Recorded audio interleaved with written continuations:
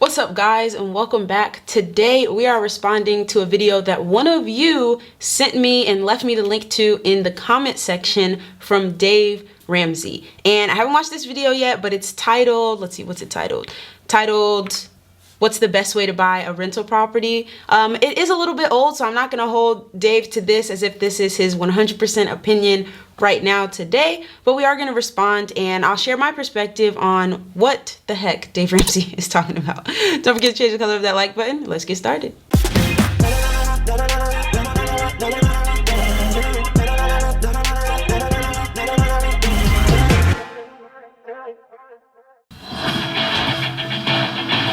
Zach is in Connecticut. Hey, Zach, welcome to the Dave Ramsey Show. Hi, Dave. Thanks for taking my call. Sure. What's up? So, my question is, I'm trying to figure out what to do about our house. When my wife and I got married a few years ago, we bought a house close to my job, and it's a multifamily. We rent out the upstairs, live in the downstairs, and it's a single bedroom. Well, now we have two kids, both under the age of 2, with a yard that's less than the square footage of the house, and it's getting cranked really fast. So we're trying to figure out if we should keep the house and buy another one, sell it, and just buy a single-family home. We have family. We rent out the upstairs, live in the downstairs. My wife and I got married a few years ago.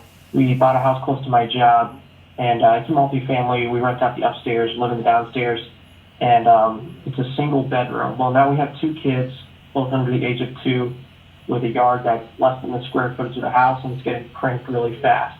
So we're trying to figure out. So sounds like this guy is house hacking, right? Lives with his wife or fiance, whatever, and renting out one part of their house and living in the other space. So sounds like a house hack, whether it was called that or not at this time. If we should keep the house and buy another one, sell it, and just buy a single-family home. We have some friends that own real estate and stuff, and they all say, "Don't worry about it, just hang on to it." They've all regretted selling property, So, but whatever. And then they said just buy a single-family house, take on 2 mortgages, which I don't really like that idea. And I think you wouldn't either, but I just wanted to get your advice on that and what to do. I love investing in real estate. Try to do it with cash. Right. It's just not realistic for everyone. Given where incomes are right now, even at the time of this video, and given where housing prices are, that's just not realistic for everyone to only invest in real estate using cash. And some people would say that that's just not smart. Like, you can leverage the amount of cash that you have intelligently. We don't want to talk about over leveraging, but you can leverage the amount of cash that you do have to get into a property and start to see a return, and a larger return on your investment, much sooner than you could if you were trying to save, let's just say, $150,000 to purchase a single-family house for you and your family to live in. It's just unrealistic. And I would not keep a rental property that has debt on it or that causes you to have debt by the fact that you kept it.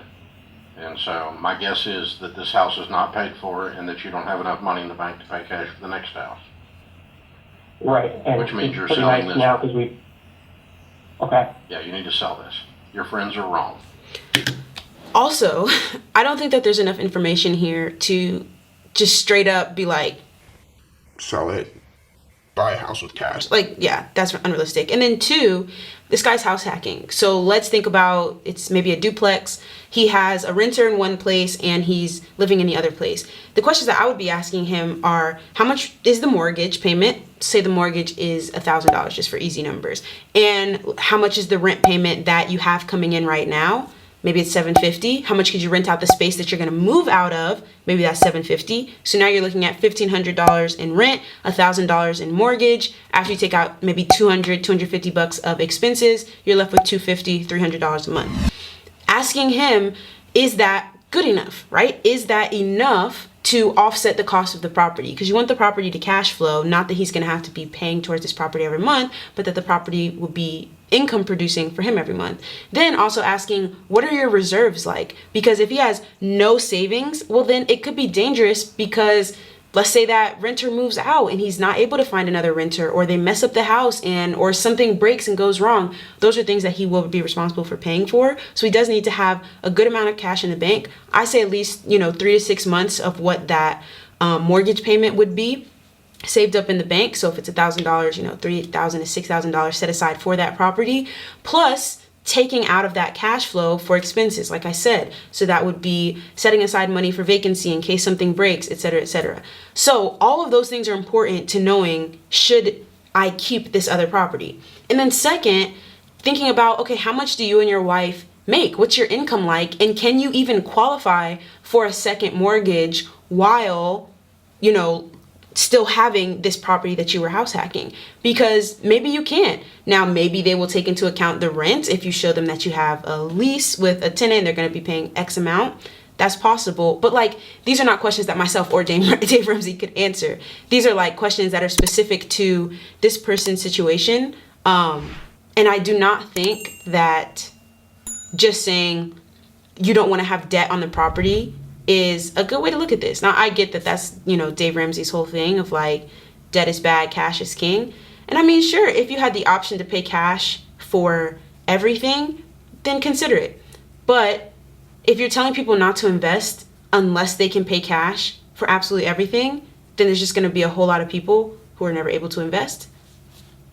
I'm not saying that's his goal, but that's what it seems like to me.